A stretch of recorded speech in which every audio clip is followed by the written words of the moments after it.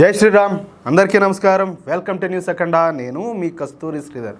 మిత్రులారా, ఉత్తరప్రదేశ్ ముఖ్యమంత్రి అయినటువంటి యోగి ఆదిత్యనాథ్ గారి గురించి మరొక కీలకమైన న్యూస్ అయితే తీసుకొచ్చా. న్యూస్ మాత్రం సూపర్.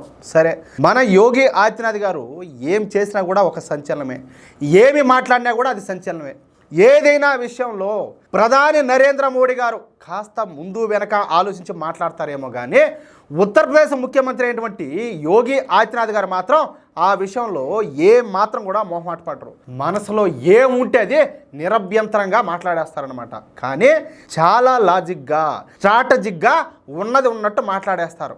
ఆయన చేతలు కూడా అదే విధంగా ఉంటాయి. సరే, ఇక అసలు విషయానికి వస్తే ప్రస్తుతం న్యూఢిల్లీలో ఇండియా టుడే కాంక్లేవ్ అయితే జరుగుతుంది.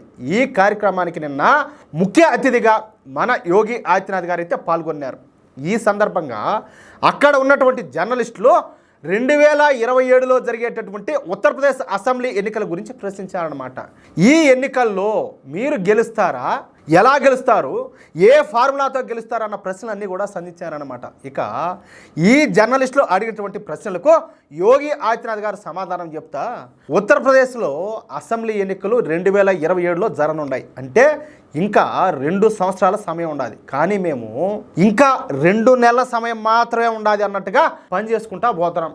ఈసారి 2027లో జరిగేటటువంటి ఉత్తరప్రదేశ్ అసెంబ్లీ ఎన్నికలు మాత్రం ఖచ్చితంగా 80% ఉన్నటువంటి హిందువులకు, 20% ఉన్నటువంటి మైనార్టీలకు మధ్యన అయితే జరగబోతున్నాయి. బా ఏమీ చెప్పినాడు ఆ స్వామి. ఈ మాదిరి ఏ మొగాడు మాట్లాడతాడు చెప్పండి? ఎవరు మాట్లాడగలుగుతారు ఈ మాదిరిగా? మోడీ ప్రభుత్వం రాకముందు వరకు 80% ఉన్నటువంటి హిందువుల తరపున మాట్లాడేందుకు ఏ ఒక్క ప్రభుత్వం కూడా ముందుకు రాలా. కానీ ఇప్పుడు ఉత్తరప్రదేశ్లో 80% ఉన్నటువంటి హిందువుల తరపున మాట్లాడడానికి మేము వచ్చినాం. సమాజ్వాదీ పార్టీ, అదేవిధంగా కాంగ్రెస్ పార్టీలో కేవలం 20% ఉన్నటువంటి మైనార్టీల గురించే పనిచేసేటి. ఇప్పటికీ అదే పంతానైతే ఆ పార్టీలు అనుసరిస్తున్నాయి. కానీ మేము 80% ఉన్నటువంటి హిందువుల కోసం మాత్రమే కాకుండా 20% ఉన్నటువంటి మైనార్టీల సంక్షేమం కోసం కూడా మేము పనిచేస్తున్నాం. 2022లో ఉత్తరప్రదేశ్ అసెంబ్లీ ఎన్నికలు అయితే జరిగినాయి. ఈ ఎన్నికల్లో మొత్తం 403 స్థానాలకు గాను భారతీయ జనతా పార్టీ కూటమి 291 స్థానాలలో ఘన విజయం సాధించింది. అంటే మేము 70% పైగా స్థానాలను అయితే సంపాదించినాం.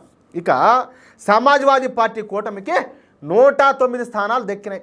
ఈసారి నేను చెప్తున్నా, 2027లో జరిగే ఉత్తరప్రదేశ్ అసెంబ్లీ ఎన్నికల్లో భారతీయ జనతా పార్టీ కూటమికి 80% స్థానాలు అయితే రాబోతున్నాయి. మొత్తం 403 స్థానాలలో 80% సీట్లను బీజేపీ కూటమి అయితే కైవసం చేసుకోబోతుంది. అంటే మొత్తం 403 అసెంబ్లీ స్థానాలకు గాను 320 స్థానాల్లో బీజేపీ కూటమి విజయం సాధించబోతోంది. ఇది సత్యం.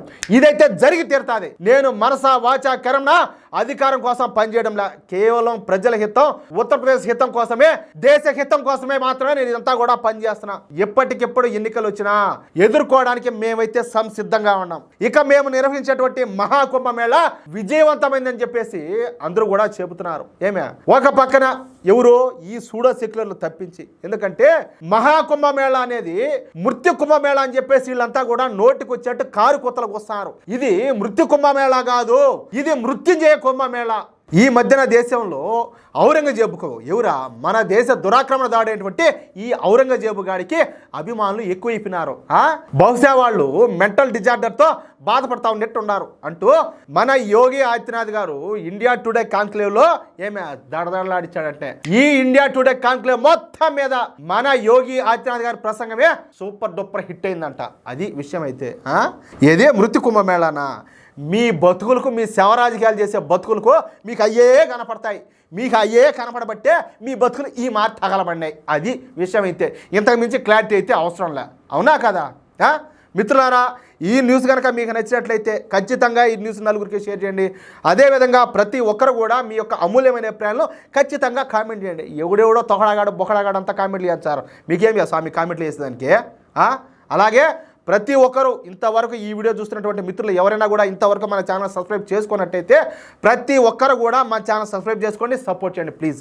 జై శ్రీరామ్.